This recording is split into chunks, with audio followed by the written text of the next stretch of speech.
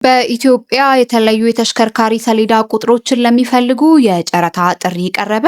በኢትዮጵያ የሚንቀሳቀሱ ተሽከርካሪዎች አዲስ የመለያ ሰሌዳ ቁጥር ለመስጠት የተዘጋጀው ትራንስፖርትና ሎጂስቲክ ሚኒስቴር የተለዩ የሰሌዳ ቁጥሮችን በጨረታ ሊሰጥ ነው። ሚኒስቴሩ በመላው አገሪቱ ተሽከርካሪዎች የሰሌዳ ቁጥርን ለውጥ ለማድረግ የሚያስፈልገውን ዝግጅት ማጠናቀቁንና በቅርቡም አዲሱን የሰሌዳ መለያ ቁጥር ታርጋ መስጠት እንደሚጀምር አስታውቋል። ባለፈው ዓመት በጸደቀው የአዲስ ታርጋ ለውጥ መመሪያ መሰረት በኢትዮጵያ የሚመዘገቡ ሁሉም ተሽከርካሪዎች በአሁኑ ወቅት ያላቸውን የተለያዩ ክልሎችና የከተማ አስተዳደሮችን መለያ ፊደላት በመተው በወጥነት ኢት በሚል የሚተካ ይሆናል።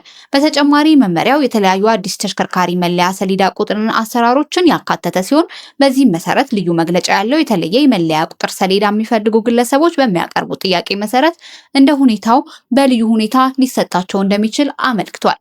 ይህም መሰረት በማድረግ ትራንስፖርትና ሎጂስቲክ ሚኒስቴር ተሽከርካሪ ሰሌዳ ቁጥር ለውጥን ከመጀመሩ በፊት ግለሰቦች ወይም ተቋማት የሚፈልጓቸው የሰሌዳ ቁጥሮች አጫርቶ ለአሸናፊ ለመስጠት ጥሪ አቅርቧል። ሚኒስቴሩ በማህበራዊ ሚዲያ ገጹ ላይ ባወጣው ማስታወቂያ ላይ ፍላጎት ያላቸው ወገኖች በአንድ ሳምንት ውስጥ እንደሚዘገቡ ከማሳወቅ ውጪ ለጨረታ የሚያስፈልጉትን ነገር በዝርዝር አልገለጸም። ባለፈው ዓመት ሚያዝያ ወር በኢትዮጵያ ተሽከርካሪ የመለያ ቁጥር ሰሌዳ አይነቶችና ምልክቶች መወሰኛ የአገልግሎት አሰጣጥ መመሪያ 105/2017 ሰነድ ላይ በአገሪቱ ያሉ ተሽከርካሪዎች የመለያ ቁጥር ሰሌዳ እንደሚቀየርና ሌሎችም ዝርዝሮች ጉዳይ ይፋ መደረጉ ይታወሳል። በወቅቱ የተሽከርካሪ መለያ ቁጥር ሰሌዳ መለወጥ ኢትዮጵያ የተቀበለቻቸው ዓለም አቀፍ ስምምነቶች መሰረት እንዲያደርጉ እንዲሁም ሌሎች ችግሮችን ለመቆጣጠር ለማስወገድ መሆኑን ተገልጿል። በዚህ መሰረት በመላው ኢትዮጵያ አገልግሎት ላይ የሚውሉት የሰሌዳ ቁጥሮች ተመሳሳይ መለያ እንዲኖራቸው እንደሚደረግም ተደንግጓል። በዚህም ሁሉም የተሽከርካሪ መለያ ቁጥር ሰሌዳዎች በእንግሊዝኛ ኢቲኤች እና በግዕዝ ፊደላት ኢት የሚሉ ኢትዮጵያን የሚያመለክት አጭር ጽሑፍና የሀገሪቱ ካርታ ይኖራቸዋልም ተብሏል። በተጨማሪ ተሽከርካሪ መለያ ቁጥር ሰሌዳ የቀለም ህብር ፊደላት በተጨማሪ የመለያ ቁጥር ሰሌዳዎች ሲመሰረት ለቁጥጥርና ለምዝገባ ዓላማ የሚያገለግሉ መረጃዎችን የሚሰጡ ምስጢራዊ ምልክቶች በሰሌዳዎች ላይ እንደሚኖርም ተገልጿል።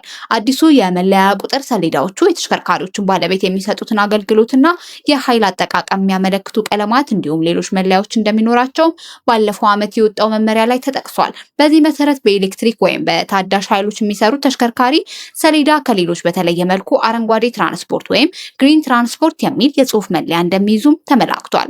ከዚህም በተጨማሪ ትራንስፖርትና ሎጂስቲክ ሚኒስቴር አሁን እንዳቀረበው ጥሪ ልዩ መግለጫ ያለው የተለያየ የመለያ ቁጥር ሰሌዳ የሚፈልጉ ግለሰቦች በሚያቀርቡት ጥያቄ መሰረት በልዩ ሁኔታ ሊሰጣቸው እንደሚችልም ገልጿል። በሌሎች ሀገራት እንደሚሰራው ግለሰቦችና ተቋማት ለተሽከርካሪ የሚሆኑ የሰሌዳ መለያዎችን ለተሽከርካሪ የሚሆኑ በሚፈልጉት አይነት በተለየ ክፍያ ያገኛሉ። በኢትዮጵያ አዲስ የሚጀምረው በዚህ አሰራር የተለየ ተሽከርካሪ መለያ ሰሌዳ ለሚፈልጉ ወገኖች አገልግሎት የሚሰጥበት ሁኔታና የክፍያ መጠንን በተመለከተ እስካሁን በይፋ የተገለጸ ነገር የለም። ይህ መረጃ የቢቢሲ ነው። በሌላ በኩል በሱዳን ሆስፒታል ላይ በተፈጸመ የድሮን ጥቃት 64 ሰዎች መገደላቸውን የዓለም ጤና ድርጅት አስታውቋል። በሱዳን ኤልዳይን የማስተማሪያ ሆስፒታል ላይ በተፈጸመ የድሮን ጥቃት 13 ህጻናት፣ 2 ነርሶችና 1 ዶክተርን ጨምሮ 64 ሰዎች ሲገደሉ 89 ሰዎች መቁሰላቸውን የዓለም ጤና ድርጅት ኃላፊ ዶክተር ቴድሮስ አድሃኖም ገልጸዋል። የሱዳን ጦር አገሪቱ ምዕራባውያን ክፍል ውስጥ በምትገኝና በተቀናቃኙ ፈጥኖ ደራሽ ኃይል RSF በተያዘችው ከተማ ውስጥ ጥልቅ ሆስፒታል ላይ ጥቃት ፈጽሟል መባሉ አስተባብሏል። ዶክተር ቴድሮስ በኤክስ ገጻቸው ባሰፈሩት መልእክት በቂ ደም ፈሷል ያሉ ሲሆኑ ሁሉም ወገኖች ከ3 ዓመት ገደማ በፊት የተጀመረውን ግጭት እንዲያቆሙ አሳስበዋል። RSF እንደሚገልጸው በምስራቅ ዳርፉር ግዛት ዋና ከተማ ኤልዳይን በሚገኘው ሆስፒታል በድሮን የተመታው ሙስሊም የኢድ በዓልን ባከበሩበት ዕለት ነው።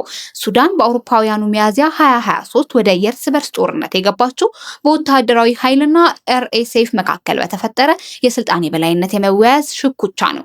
ሁለቱም ቡድኖች በ2021 መፈንቅለ መንግስት በጋራ ወደ ስልጣን መምጣታቸውም ይታወሳል። በግጭቱ ምክንያት ከ150 ሺህ በላይ ሰዎችም ሞተዋል። ከ12 ሚሊዮን በላይ የሚሆኑ ሰዎች ደግሞ ከቤታቸው ተፈናቅለዋል። ኤልዳይን ማስተማሪያ ሆስፒታል አርብ ምሽት ጥቃት በኋላ አሁን ከስራ ውጪ መሆኑን የገለጹት ዶክተር ቴድሮስ ተፋላሚ ኃይሎች የሕክምና ተቋማትን በተደጋጋሚ ኢላማ ማድረጋቸውን አውግዘዋል። ዶክተር ቴድሮስ አርብ ምሽት የተፈጸመውን ጥቃት ጨምሮ ለ3 ዓመት ያህል በቆየው ግጭት ውስጥ በጤና ተቋማት ላይ በደረሰ 213 ጥቃት 2036 ሰዎች መሞታቸውን የዓለም ጤና ድርጅትም አረጋግጧል ብለዋል።